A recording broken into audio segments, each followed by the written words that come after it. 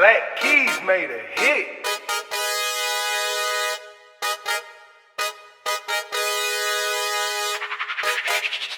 Hey! Ah!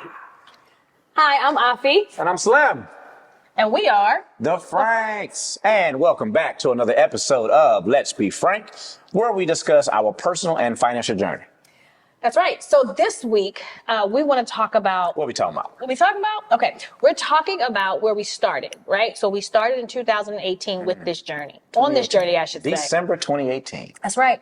So we purchased our home, the home that you see here, and after purchasing our home, obviously you move in. Right? You want to start furnishing the house Ain't and nothing so in forth. here. Ain't nothing in here. Right. It's a blank canvas. Now, Right. let's back up a second, because when we purchased this home, we purchased a fixer-upper, and the house needed a lot of work. The house actually was a part of, was in the 2017, Houston had a flood. Harvey flood. Yeah. So the house completely flooded.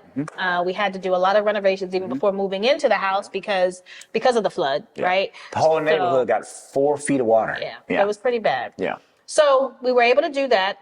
By the grace of God, we had some savings, we had some money, so we went ahead and we fixed up the areas that need to be fixed up so that we could actually just live in the house. Right. What was those areas you remember? So I do remember it was all the bedrooms. So we had 3 bedrooms, just 3 bedrooms and 2 baths. So we had to completely gut all of that out because couldn't take a shower, plumbing was bad, all that stuff. So we had to do that, and so that took a little minute. So we finally were able to move in into the house. So we moved in, I want to say like July of 2018.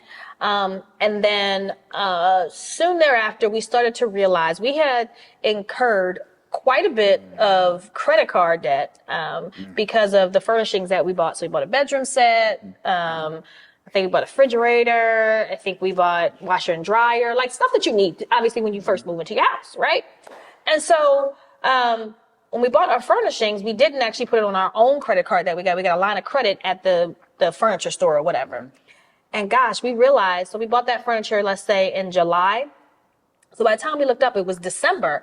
And we were like, what do we do? Like, what is this? Because the interest that we were incurring, Like 27% or something it was crazy. crazy. Yeah. We were like, what are we doing? Like, this is ridiculous. Like, we need to pay this off, is basically what we said to each other. We were like, okay. Now, keep in mind, we had some money in the bank. We had savings. We had money that we probably could have just essentially just paid cash for what we purchased. Yeah, but we didn't know. But we didn't know. We were like, okay. here blind. Right. Just- We were like, yeah. oh, we can put this on the line of credit, Right. pay it off as we go, whatever. And then we realized very soon that was just stupid. Right. I mean, we Very. can't say no other way. It was just Right. stupid, right? Right. So I think you and I kind of sat one day and just said, okay, what is our plan? Right. How are we going to take care of this amount of money that we have incurred? Right. And what's the first step? Right, right. And so kind of to that, it's like, I remember, us fighting, arguing, like, okay, because here's the thing. Like I told you guys before, like when we first started this process, I probably made $50,000 a year. And, that's all I knew. I came from an area where, when I was making, I'll never forget, I get my little 2-week check, be $1,200, and I thought I was doing something, but at the time I didn't have many expenses, so $1,200 a month for me back then, I was like, oh, I'm doing all right. So when I got the $50,000 job, I was like, oh, I'm doing even better now. And so when we bought our first property, that rental property that we talked about, again, we didn't have the money we needed for it down. So we had to ask family, friends, for gifts, some gift funds, right? And so by the time we got to this house, now we know a little bit better. We're doing a little bit better financially, but it still didn't feel like we were, where we needed to be. Because I knew, like, the way we govern everything in our household is if we start dropping below $500 a month in the account, and we have a shared account. So we don't do you got your pot of money, I got my pot of money. So we have the same account. And so if there's $17.12 missing, it's a conversation. Now, she may not want to have a conversation. I was irritated, but that as a man of the household, that's our responsibility. We have to make sure that we are on the same page and kind of speaking to these finances and where they came from. So to Afi's point, I think it was called Acceptance Now. That's the name of the place that we went through and got the furniture and ran the credit the whole nine. We didn't realize until later on that was not the smartest idea, right? And so what we did was I took an inventory of what we actually spent for the month back then, right? And so I think the Acceptance Now bill was like $1,150. We owed Southwest $577.08. Best Buy bill of $2,100, right? Water and power was $3,075. Navient, the school loan, that was $10,511. And my Fed loan was $66,560. So what Slim just gave you, just to, not to cut you off, but what I want to make sure that everybody's understanding is what he's sharing with you is basically what we had as debt. Those are the debts that we had, and I don't even think that you're including all of that No. because This is an intro before we get there. right. So those are the debts that we had, and that when we had that conversation, and we realized we were paying this large amount of interest in paying off this furniture. We were like, okay, so something got to give, because basically what we were doing is, putting a little bit over here, putting a little bit over here, because our money was spread thin, right? Our money was spread in this very non-budgeting way, right? We were just paying our bills like most people do. You get up every day, you go to work, you pay your bills. And we didn't have a plan. We weren't being intentional with our spending. And so that is where we then had these aha moment. We were like, okay, something has to be done differently because we can't keep doing this. Now, did we not want to make sure that our house was furnished properly? Did we not want to have nice things? We wanted to have that, but we also knew what we're doing right now is not working. Right. So we had to come up with something different. So go ahead. I'm sorry. And what is that about, real quick? What is that about? Like, obviously, we buy a new house. What is it about us that we got to put new furniture in it? Right. Everything's got to be new. Like, I don't know where that comes from. Well, we got to have a bed, We had right? a bed. Well, we did have a bed. We had a bed that we brought over. We could have slept on that. Well, All right. and we did. We did. Remember, we slept in the old bed that we had. We wanted to purchase a new bed for our bedroom. We put that old furniture in the guest room. So we did sleep on that bed for a little bit. Right. We did. Yeah, but it could have We waited did. a little longer, don't you think, though? Probably. And Oh. I'm not saying that, and it wasn't me that was pushing for that. You were pushing for it too. I was pushing for a bed? Come on. Well, now. maybe so. Maybe so. Oh, Okay, come on. I'm going to give you that one. All right, I'm going to give you And that a television. I'm going to give you that.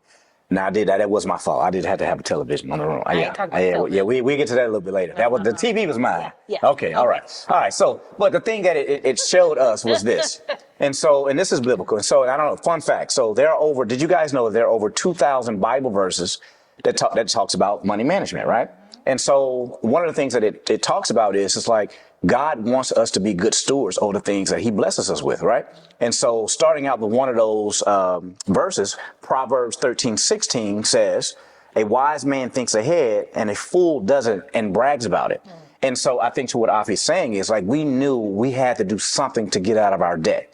Like this wasn't working. We both made pretty good money, but at the end of the month, we was coming up real short. And so we was like, okay, enough's enough. We're tired of fighting about peanuts when you're really thinking about it. So how do we get our budget on paper in a way where we both can understand what we can and can't spend for that particular month, right? And so this what brings us to, and I want to introduce you guys to some of the applications out there that allows us to save our money, right? And so as my paper falls down, so you guys may be familiar with a lot of these. And so these are just budgeting apps, right? So we knew, again, we're at the stage now, what do we come up with to help us manage our money on a consistent basis and put it into a platform so that we both can follow, right? And so this is just for you guys to write down. You may be familiar with these, or you may already be using some that we're not familiar with. And so the first app that's out there is called YNAB. That's You Need a Budget. And so they cover basically an envelope system. And so if you don't know what the envelope system is, look that up. And so it's kind of similar to the one that we're going to talk about a little later.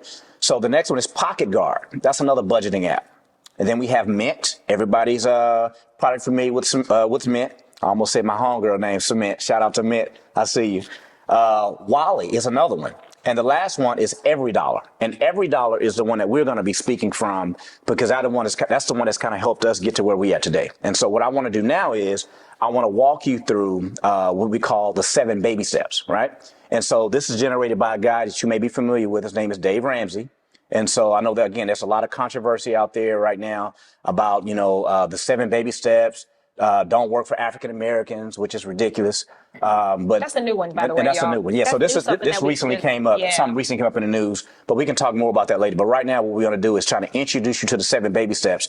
So hopefully by the time we continue to progress through our personal debt and our budget that we came up with, you guys can follow. So please, if you do nothing else, go out and purchase the book, Total Money Makeover. And that's by Dave Ramsey.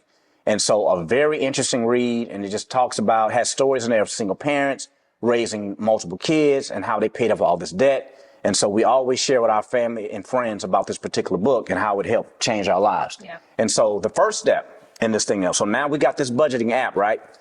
So we put all our money into this budgeting app. And what we were kind of shocked with was that I think in one particular month, we spent $700, over $700 in just our food category alone. Oh man, and this is where the fight started happening. So not only the food category, but when you looked at our lifestyle, we spent in that lifestyle category alone, $720.93. Now lifestyle, I'm referring to, we got to get nails done, haircuts, Amazon. If I see one more Amazon package come to this house, right? But he said haircut though, right, y'all? Do we need to break down haircut price versus this head right here? My hair wasn't getting done. It was my nails. I ain't gonna. Oh, okay. So again, these are lifestyle choices, right? That we realize now that we're gonna have to cut back on. And so I think for me, and I think I don't speak for her, but food category alone, like when you think about the cost of fast food, we're not talking about groceries. We're talking about eating out and swiping that credit card versus spending your cash. And we'll talk about that a little bit later too.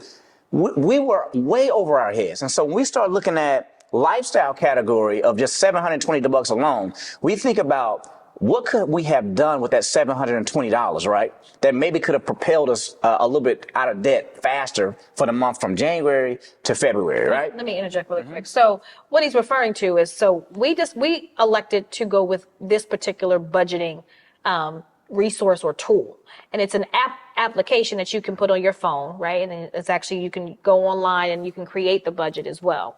And if you remember, I'm going to go back to kind of what I talked about in a prior episode. I talked about basic money management. And one of those 4 was budgeting.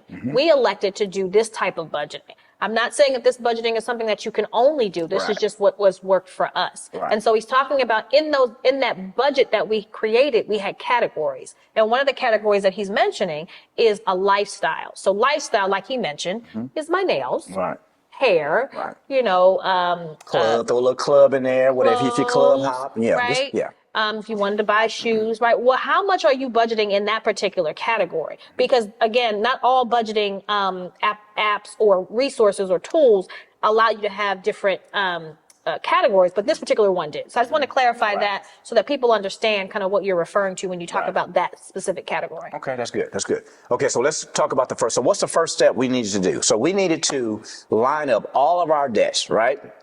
From smallest to largest. And here's why we do that. So the first step is this: save $1,000 for your emergency fund. So what does that mean? So in the first step, your goal is to save $1,000 as fast as you can. Your emergency fund will cover those unexpected life events you can't plan for. And there are plenty of them. You don't want to dig a deeper hole while you're trying to work your way out of debt. So what does that mean for you when you say, well, save $1,000 before you start tackling that first debt? Right. So that means that you put that money aside. So you can't, if the way that we had to do it for us.